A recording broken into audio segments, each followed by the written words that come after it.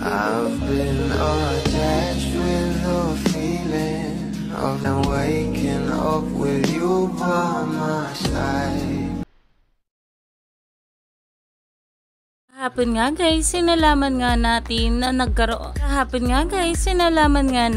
na last day na ng taping ng Can't Buy Me Love cast, na kung saan kagabi ay nag-celebrate nga rin sila at nag-dinner together. Narito nga guys ang bawat larawan na kung saan ay talaga namang mag-asawa vibes nga raw talaga itong ating Donnie at Bel Mariano. Ito naman guys ang post ni Direk Rowell na kung saan ay nasa hunahan nga itong ating Donnie at Bel, at kitang kita nga rin dito na talaga namang magkalapit palagi itong ating couple, na talaga namang pinag-uusapan na ayon pa nga guys sa caption ni Direk Rowell, the last few standing on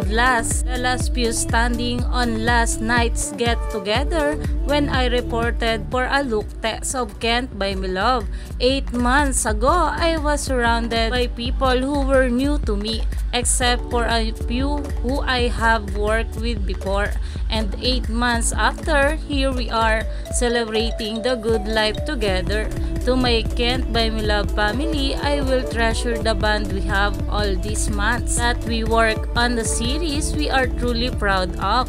You will be forever in my heart and will always remain part of this family. I will always be safe with you all.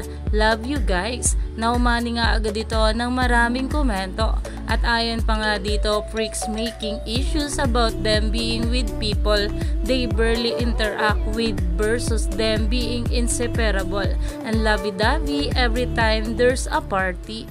Dahil grabe nga talaga ang bawat larawan na nakita nga sa ating couple, na talagang sweet na sweet nga sila sa isa't isa.